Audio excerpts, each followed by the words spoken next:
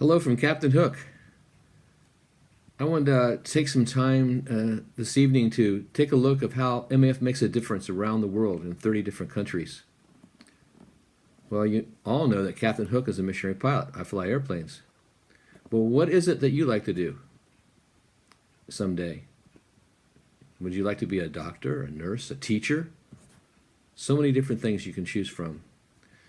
Do you know that not all missionaries go overseas, like myself, to a foreign country?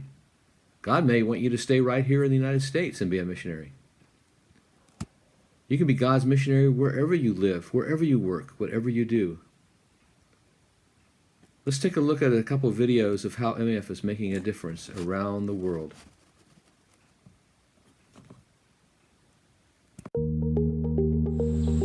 Okay, so we're here at the MAF Rumah Singgah, which is, we call it like the hospital house. And so I just got through talking with this boy named Chandra, who my husband brought in a few weeks ago from a village called Lubusan. All right, this is Mr. Ulut and his son Chandra. Chandra was climbing a coconut tree and fell out about 50 feet. Miraculously just broke his arm. They're subsistence farmers from way back interior. They grow rice, but they just don't have any way to make money. How it used to kind of be is we'd bring in these patients, the ambulance would come pick them up from the airport and bring them to the hospital. You know, they're very far from their villages and they're in this strange city. I mean, usually they would just stay on the floor in the hospital, the family would. This house provides a place for them to stay, and they can cook in the kitchen and they can wash their clothes here. It's really the people behind it and the connection that we're providing. So we went to a specialist last night, looked at the x-rays, and his first words were really bad. They put his arm in a cast. The lower break is pretty much lined up, it'll be fine, but the upper break is still pretty serious. There's not a lot the hospital here can do as far as surgery, but I explained to them that there's a light in this tunnel. It's not over, the doctors here might not be able to help, but we've got plane tickets for tomorrow morning, we've got housing lined up. They're just quite amazed that anybody cares. So tomorrow morning they'll fly to this other town, Samarinda, and hopefully get good results on surgery for his arm. The Rumah Singgah ministry, it's a great way to kind of full circle be able to help the people get here, take care of them while you're here, and then we bring them back to their village. So we're taking care of them the whole way, and it's a really good way to keep that relationship going and to really care better for them, for their families during a very difficult time. Itu aja harapan Bapak. So as his father, my hope is that his arm will be healed, he will be able to finish school and just live a normal life. Iya. He would like to be a pilot someday, so he really wants his elbow to work well. If people are poor or less than able, that's the ones that he would like to help out. Today is a great day. We have the opportunity and the privilege to take Chandra back home. He went and got surgery done. He had pins put in his arm and a cast, and now he's healing up nicely. And so we get to take him home. He hasn't seen his mom in a long time and the rest of his family, and today's the day.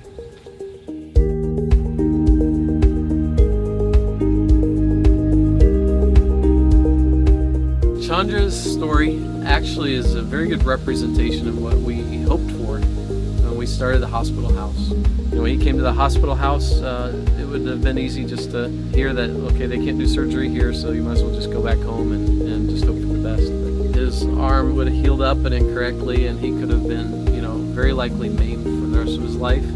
It's because of the love that our staff had that they wanted to make the difference in Chandra's life. The future is bright for Chandra, and he can really go on to do anything that the Lord calls him to do.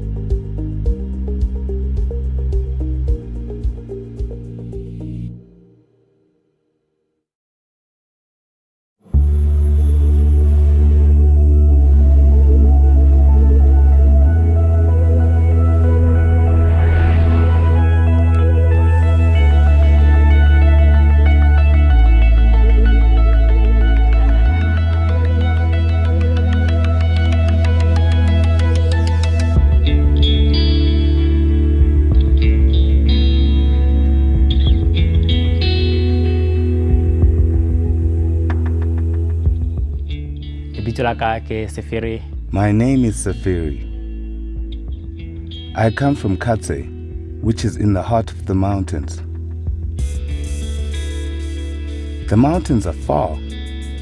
It can take 3 days for people in some of the villages to get to the nearest city.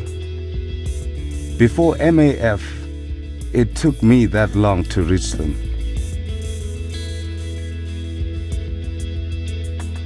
Isolation is so much more than separation. In many places around the world, isolation means being entirely cut off. Individual people and entire communities completely removed from the outside world, from basic human needs, and from the message of the gospel. Separated by geographic, political, and even religious barriers. Mission Aviation Fellowship works to overcome isolation. So even people living in the most remote places can respond to the gospel. Since 1945, MAF has used the tools and talents God has given us to reach isolated people. Flying airplanes, developing technology, delivering related training have opened doors for our missionaries and the churches and organizations we serve to overcome isolation so the hearts of these people might be filled with the love of Jesus.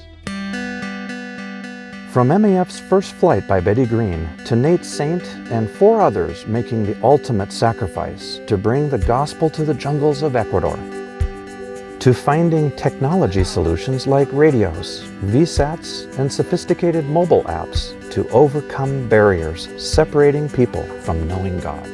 MAF missionaries leave behind friends, families, and all that is familiar to follow Christ, and take His love to the farthest corners of the planet.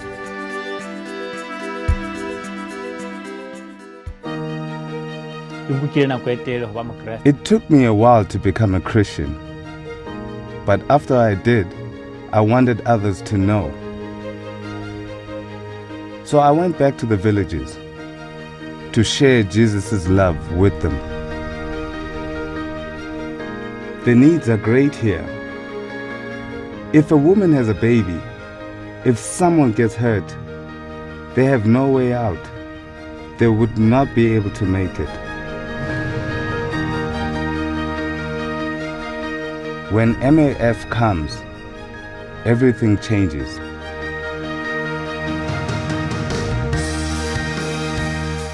MAF works so that individual lives, churches, and communities can be transformed by the love of Jesus Christ.